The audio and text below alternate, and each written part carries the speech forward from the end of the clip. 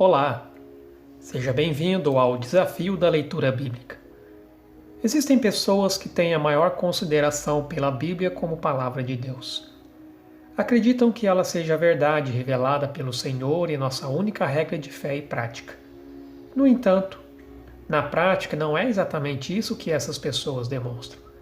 A intenção delas não é desconsiderar a Bíblia, mas é que nunca ocorreu a elas que a Bíblia tem algo a dizer sobre a maneira como ela conduz seus negócios, seu casamento, seus relacionamentos, suas amizades, enfim. A Bíblia pode ter relevância em várias áreas de nossa vida. Por exemplo, alguns pensam que a Bíblia não tem algo a dizer sobre negócios, porque este é um ambiente muito competitivo e que na maior parte só visa resultados e lucratividade. Então, se for aplicar a Bíblia nesse contexto, acreditam que ficariam de fora do mercado. Para elas, neste contexto, precisam enfrentar situações que nem mesmo são mencionadas na Bíblia. Para muitas pessoas, não podemos misturar religião e negócios. Ou talvez outra área que ela acha que a Bíblia é irrelevante, pois não se aplica às situações ali existentes. Por essa razão, quando se olha para frequentadores de igrejas e não frequentadores, não se pode ver muita diferença entre eles em questões éticas e morais. E você? Existe alguma área de sua vida que você acha que a Bíblia é irrelevante porque não se aplica? Ou você acha que ela pode ser aplicada, mas não sabe como? Muito do que temos em nossa cultura de hoje nem mesmo existia na época em que a Bíblia foi escrita. Então, como fazer a conexão entre o que foi escrito lá no passado e o que está acontecendo hoje? A questão aqui, novamente, é o contexto. Tanto o contexto original da Bíblia, quanto o contexto contemporâneo no qual vivemos. O contexto faz uma profunda diferença na maneira como a verdade bíblica é aplicada. A verdade nunca muda, o mundo sim. Em Gênesis capítulo 2, verso 24, temos o relato da instituição do casamento por Deus. Se parar para pensar como será que foi o casamento de Adão e Eva antes da queda, pense no nível de comunicação, confiança, companheirismo e intimidade que eles devem ter experimentado.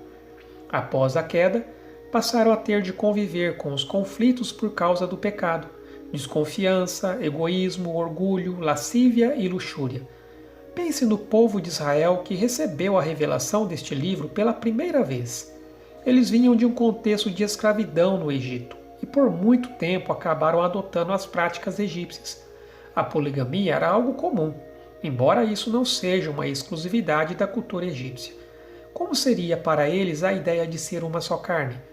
Veja que o contexto sofreu uma mudança. No Novo Testamento, temos Jesus, que foi confrontado pelos fariseus a respeito do casamento. Naquela época, o divórcio era muito comum. A pergunta era relevante: como alguém poderia desfazer e não preservar o casamento? Mas veja que Jesus cita exatamente Gênesis 2:24, para reforçar a santidade dos laços do casamento. Isso com certeza foi um choque para os seus ouvintes, tanto que os próprios discípulos dizem que se esta é a condição, então é melhor não se casar. Veja que é a mesma verdade bíblica, mas em um contexto diferente. Na carta aos Efésios, o apóstolo Paulo também trata deste mesmo assunto. Em sua época, o casamento havia caído num estado lamentável, especialmente entre os ricos. Um filósofo da época disse: eles se casam para se divorciar e se divorciam para casar. Mas veja que, assim como Jesus, Paulo cita Gênesis 2:24, quando fala da fidelidade do marido para com a esposa e da esposa para com o marido. Agora pense, como buscar um casamento bíblico num contexto como o de Éfeso? Como manter o casamento bíblico no contexto de nossa cultura de hoje? A maioria dos casamentos de hoje terminam em divórcio.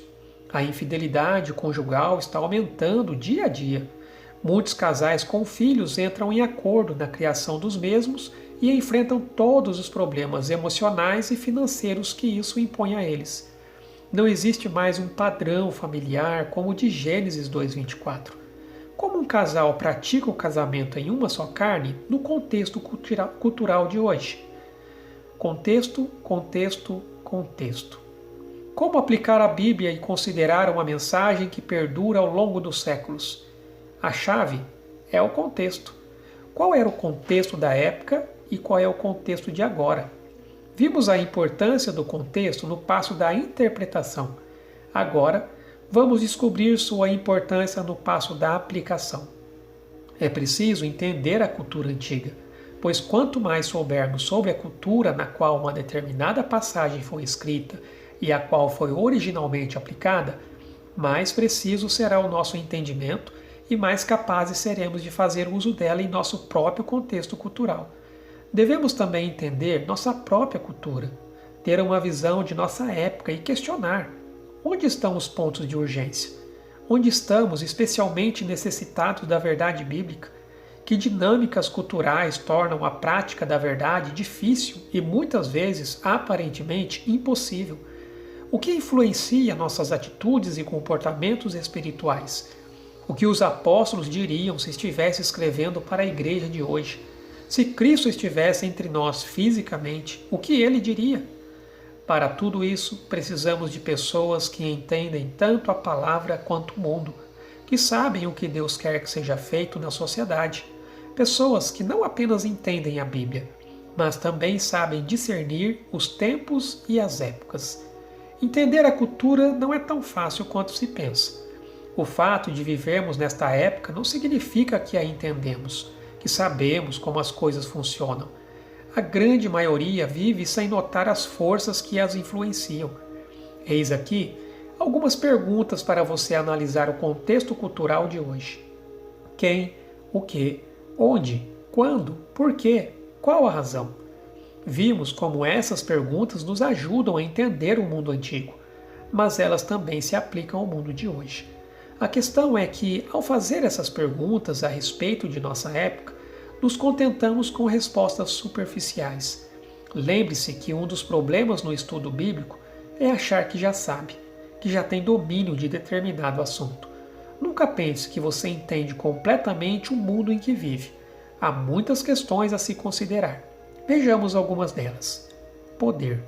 Quem está no comando? Como controla e mantém um controle? Até onde chega esse controle? Quem toma as decisões pela sociedade? Quais os desafios quanto à sua autoridade? Comunicação. Quais são os meios de comunicação existentes?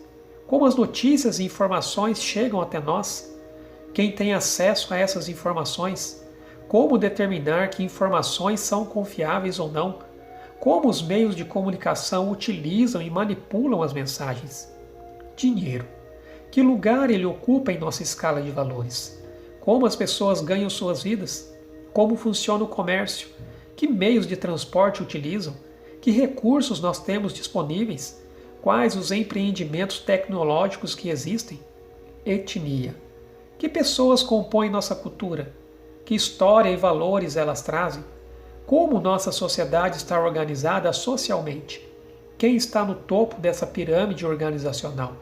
Quais as barreiras e problemas raciais que temos de enfrentar? Como isso afeta a nossa vida? Que tradições e valores fazem parte da cultura e como elas nos influenciam? Sexo. Qual o papel do homem e da mulher? Como os sexos se relacionam? Que problemas confrontam os sexos? Como o sexo determina nossas relações pessoais? Gerações. Qual o valor que a cultura atribui à família? Como as famílias estão estruturadas? Onde moram? Quais suas histórias? Como a tradição e os valores são passados à próxima geração? Como é a vida social das crianças, dos jovens, adultos e idosos? O que está sendo ensinado a eles? Como uma pessoa se torna adulta em nossa cultura? Religião e cosmovisão. Quais são as religiões dominantes? Qual sua origem? Quais suas características? Que grupos religiosos predominam mais e por quê? Qual a filosofia dessas religiões? Que visão de mundo elas apresentam?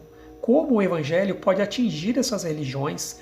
Como essas religiões afetam o Evangelho? Artes. Que tipo de arte nossa cultura produz? O que elas revelam sobre nós e o mundo? Que lugar o artista ocupa na cultura? História e tempo. Quais são as lendas e mitos que existem? Como a história está sendo contada? Como as pessoas medem o tempo? Que lugar cada pessoa ocupa na sociedade? Crianças, jovens, adultos e idosos? lugar. Onde nossa cultura está situada geograficamente? Que fatores influenciam nosso clima? Como é a relação entre as diferentes sociedades? Como é transmitida a história e o legado de família? Que lugares têm destaque em nossa cultura? Como as guerras são travadas? Que monumentos e memoriais fazem parte de nossa cultura e onde se localizam? Se você responder diligentemente essas perguntas sobre o mundo ao seu redor, desenvolverá profundas visões sobre como nossa sociedade funciona. Mas como ligar essas informações com a Bíblia? Como aplicar a palavra de Deus ao contexto da sua própria situação? Se olhar bem, perceberá que não há uma conexão direta da Bíblia com a vida diária. Como então fazer a conexão? Veremos isso no próximo post.